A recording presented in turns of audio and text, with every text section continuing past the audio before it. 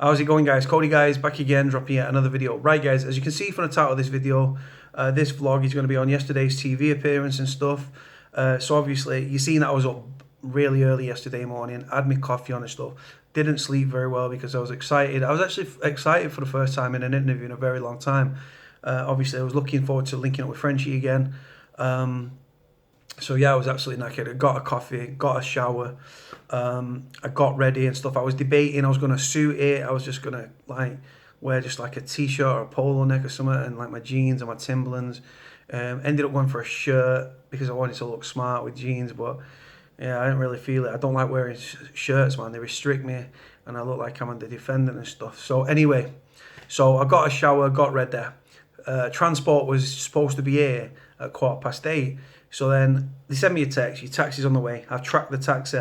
The taxi was 8 minutes away and then just got wiped off my screen. I'm like, hang on, what the fuck? So I ring the taxi number for the company, like, because obviously the BBC lay on transport and stuff. So the taxi company are like, oh, it's all right, mate. He said, we'll get someone else to you. Then this car showed up at the other side of Manchester. I thought, he's not going to make it here. I said, I'm going to be late. So I'm ringing the fucking like the programme saying, look, for the BBC, saying, look, the taxi's not going to be here and I don't know if I'm going to make it. So he said, no, chill. Anyway, taxi pulls up eventually at like 8:30. I had to be at the studio for like 8:45 and we was already running late. Anyway, taxi driver broke every traffic law in England, speeding, red lights, cutting across lanes, just literally like clinging on for my fucking life and everything. Clinging onto my seatbelt or my life belt as it should have been fucking known. Anyway, gets to the studio. The taxi driver dropped me at the back of the fucking studio, so I ended up going through the loading bay where all the fucking satellite trucks were and stuff like that, because obviously they beam it up, so satellites, which then obviously puts it on TV. Went through the back, and then I walked up these stairs. There was like a load of coffee, like loads of people having coffee and stuff. They said, go up there. Went up there, so I'd actually bypassed security. So I breached security already by going through the back door. And then, like I say, so we went on, they took me upstairs, sat me in what they call the green room. And then there was just like loads of tea and coffee laid on. They have runners and stuff, so you can say, can you get me a drink? Can you get me a coffee? But I'm no diva, yeah, man. So I sat down. As soon as I sat down, Frenchy's rocked up with his missus and stuff.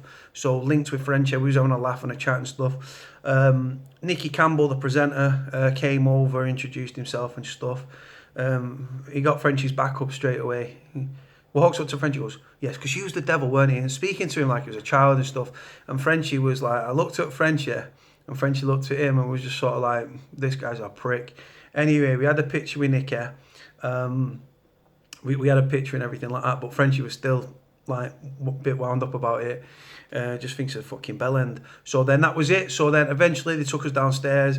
They did like a little rehearsal and stuff where you've got like a guy comes on and says, right guys, when we do this, you'll clap and stuff. You clap them in the intro and all that. Then you clap them out. And then we did like a little rehearsal debate and stuff, because when the microphone comes over your head, everyone sticks their head up like that, like the fucking Liam Gallagher or Noel Gallagher about to bust out or something.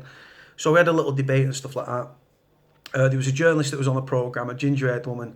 I don't understand why she was on the panel. We felt like Nicky Campbell and the BBC had put one of their friends on the panel. She was a journalist.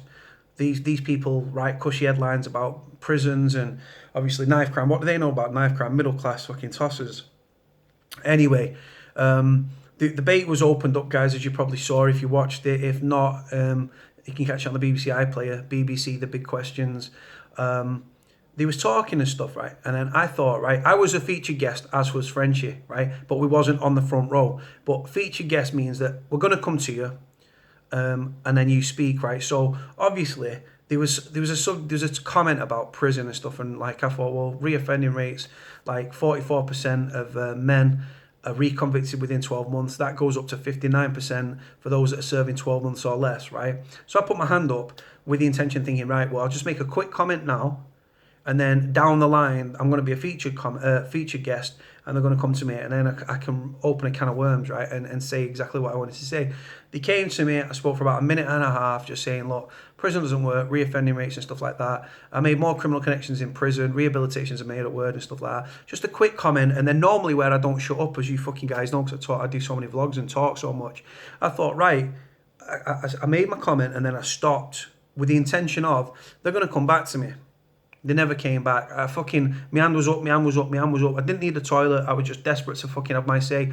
And then there was another guy, a criminologist guy, Dr. Scott, and he kept shouting out and stuff, and I was like, fucking hell, I'm being polite with my hand up and stuff like that. When I was at school, I used to just walk out of the classroom, but this time I'm putting my hand up and everyone's ignoring me, so I was fuming about that, really fucking wound up about that. I wanted to go on about the Tory government decimating policing and stuff like that, stop and search being seized because there was racially profiling black and Asian men. I think a black and Asian man is about 3 or 4 times more likely to be stopped than a white man. Why? Simply because of the colour of his skin, which is absolutely prejudice, and it's racist, and it has no place in a civilized society, right? So that was that. Frenchy kept putting his hand up, and he was desperate to talk. Frenchy, I knew that Frenchy was going to add a lot to the program, right? And then Frenchy spoke and stuff, and everyone listened. Frenchy makes headlines, whatever he does. So what happens? I was flicking through my Twitter last night. Twitter. You can swap me there. No, there, it's there, right? So yeah, you can swap me there. Frenchy spoke. What happens? Makes the fucking Liverpool Echo, done it? Straight away. Frenchy, it was a really good write-up, actually. What I'll do, guys, I'll put a link in the description below so you guys can read it at your own leisure. The programme played out and stuff like that. It was quite frustrating for us. It was very hard-hitting. You had Alison Cope, whose son Joshua was tragically murdered, I think it was in 2015 in Selly Oak. He was an up-and-coming grime artist. I think he went by the name of Depsman. There was another lady, Dorian Gray, I think she's called Dorian or something. Her son was tragically killed here in Manchester, I think it was a year or two ago, which is very hard-hitting stuff, and real people, real emotions, real subjects, real people, and it very hard hitting and stuff. The only problem is, in my opinion, guys, the program's an hour program, right? Another reason that we wasn't me and Frenchy didn't get longer to speak, especially me, because Frenchy at least he got a few minutes worth, and you can see Frenchy's segment, guys, in the video below this. So have a look, guys, see what you think and stuff, comment, all the usual stuff. Was because at the beginning of the programme, we had a technical difficulty that lasted several minutes and stuff. We was on the air, we was off the air, we was on the air. We didn't know what was happening, right? So that was another reason that I probably, as a feature guest, the panel all spoke, and then it should have been me, Frenchy, and then it should have been me, right? Or me and then Frenchy. I spoke for a second, a minute and a half. Like I said, with the intention that they was going to come back to me. Because of technical difficulty, they didn't end up coming back to me because our slots, you've got a time scale, right? Now, for me personally, the program's an hour program, but it's broken into two segments, right? In my opinion, the second segment, we should have had the full hour, right? You can't really get a subject, right, and do it justice in half an hour. And then obviously with the 5 minutes that we lost due to technical difficulties, 25 minutes, and you've got a lot of different people that want to talk and stuff. You've got the panel, you've got 2 mothers whose sons were tragically taken to them by the hands of knife crime and gun crime and stuff.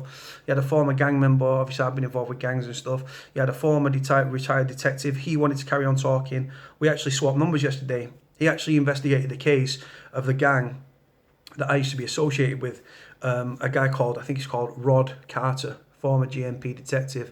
When I've seen him on documentaries and stuff, I always thought he was going to be a bit of an arsehole, but I'll be absolutely honest with you guys, I'm anti-police, but this guy was an absolute gentleman. He actually gave me his card. We met another guy, Daryl, Challenge for Change and stuff, really nice kid. We got some pictures and stuff, me, him and Frenchy and everything. Yeah, man, just crazy, guys. Like I say, we wanted longer to talk about the subject matter because to do it justice, we needed the full hour, but we didn't get that full hour, which was quite sad. If I was ever asked to do it again, I'd probably take part, but on the premise that I would get longer to talk. I had a lot of things to say, and I was going to bring it to him from the street. Frenchy smashed it. Knew that wasn't ever in question. Anyway, program finishes and stuff. We go and have a coffee and stuff. We had some pictures and stuff with some people. We went upstairs, got our coats. And then I was supposed to get transport home, and so was Frenchy back to the station. He was heading back to London.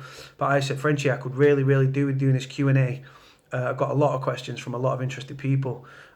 He said, right, I'll tell you what. I said to Frenchy, I'll tell you what, am I all right to jump in a cab in the taxi with you and your missus down to Piccadilly, and I'll just bounce from there, because obviously I'm a Manchester lad anyway. So he said, yeah. So we went down there and stuff. Frenchy got the beers in and stuff. I had a Guinness. French had a Guinness. Frenchy's missus doesn't drink. And then we were sat outside, but it was too low for us, so we went and sat on these stools. Frenchy said, get the drinks out of the shot and just do the Q&A and stuff. Frenchy's missus Sally, she was filming it and stuff. She got right up close in Frenchy's face and stuff because the music was very loud and you had to hear Frenchy over the music. People seem to like that video. It's had a couple of hundred views already. It's been up about 12 hours or so. Well, probably no less than that. It's been up a few hours anyway. It's had a lot of views and stuff. Frenchy was very engaging and stuff. He asked questions. I just wish that more subscribers would have actually asked questions because there were so many. Like we was pushed for time, but I tried to get as many in as we could, and then we literally had to. We finished the question, and then literally we had to get up, went downstairs. Frenchy's missus had a quick fag. We walked Frenchy to the gate. Then I fucked off to get them met. We have a thing here, tram in Manchester, so that was it. But the program seems very well received and everything. Like I said, I was annoyed because I wanted longer to speak. So my 2 televised interviews that I've last done, right, I was like, right, you're going to be featured, and then it was actually an interview I did with Victoria Derbyshire, and they came to me and it was like, right, Cody, have a quick brief introduction, then we'll go second person, third person, then we'll come back to you. They never came back to me. So that's quite annoying and frustrating because some people speak more than others. I've got a lot to say, but when I'm on TV and I'm doing a televised interview, I like to hold back a bit, make an initial comment, and then jump into it. Because I wait, because when I listen to other people and it gets me passionate and stuff, and that's when I come at my best. But like I say, this was the problem yesterday. Can't cry over what's spilt milk, guys. Like I said, Frenchy made headlines in Liverpool and stuff like that. I'll put a link in the description below. Very good article, very well written, which is nice for Frenchy and stuff. And the program was a big success. A lot of people liked it and stuff. There's a lot of feedback and everything. My Twitter was blowing up and stuff. But I was annoyed that I didn't get a chance to speak for longer, guys. So yeah. So let me know, have you watched the question and answer session yet? What do you make of what Frenchy has said? He was very open, very honest and stuff. Frenchy spoke about when he used to be in a gang. He talks about drugs. He talks about religion. No, he doesn't speak about religion. He speaks about art. He speaks about bungee jumps. He speaks about favourite films, favourite music, including Kendrick Lamar. Frenchy started listening to Kendrick Lamar. He's 58 this year, Frenchy, and he's still down. Kendrick Lamar's a very current, obviously, rapper and stuff from the States. Frenchy likes that a lot. He likes dancehall reggae and everything like that. So yeah, it's all good, man. It was an interesting day. It's all about life experience, guys. Life is too short not to get life experience. So that was what it was about. We're supposed to be speaking at the Crime Society at York tomorrow. I'll be honest with you guys, I'm not really feeling it. But I've forwarded the email to Frenchy. After I've done this vlog, I need to get hold of Frenchy and see if he wants to go and do it. It's tomorrow night about 6 o'clock till about, I think it's about 8 p.m. And that's at the Crime Society up in York. But again, don't know if it's a runner or not. Don't, because Frenchy's obviously back in London, so he went down yesterday, and then he doesn't really want to come back up to go back down because it's just a nightmare and stuff. And then obviously the intention is speaking at universities and stuff, trying to get more interviews. Every time someone puts an interview to me, I always mention Frenchy. Not because I'm up Frenchy's ass. Do I respect him? Absolutely. Do I find him fascinating, even though someone that's lived in that life? Absolutely. Frenchy he's lived it and he's breathed it and stuff, and he's been there and worn the t-shirt. He's reformed and he's found God and everything, and he's still about God and everything like that. His motto is only God can judge me. When you speak to him and stuff like that, you still got the fire, you still got the passion, and you know that in a moment, in a flick of a switch, he could explode. Right, but like I say, he's not about that anymore. He's reformed. He's living the quiet life. He's doing his masters in criminology and everything, and it's only to be respected and stuff. Like I say, he's both academic and he's things of urban legends. When we was actually at the train station, it was at Piccadilly train station here in Manchester, and we was walking through the station, and three young lads, right, walked up and they clocked Frenchy, and it was like, all right, mate. And then they just carried on walking. So I said, yeah. I said, do you want a picture? And he was like, yeah, please, mate. Because they all had the phones in around them. None of them had the balls. So I actually say to Frenchy, can I have a picture? So I said, yeah. I said, do you want a picture? He said, yeah. I said, Frenchy, yeah. So Frenchy jumps in the picture. And that was it. I was like, yeah, you're a legend, mate. You're a legend. So, but this is the thing. When I was in London with Frenchy, people still ask for pictures and stuff like that. And it's crazy how recognised he is, honest to God. But like I say, he's a very interesting, fascinating, colourful character, very charismatic, very passionate, and just an absolute gentleman to be around. We had stupid amounts of laughs yesterday in a short period of time. It's all good, man. Right, guys, I'm going to leave this video here. I've waffled on for long enough. I'll put a link in the description below to the story about Frenchy. You can see the snippet of the interview with Frenchy down below as well, and you can also feel free to like the Q&As and stuff. Like, comment, subscribe, guys. Speak to you all later. Cody out.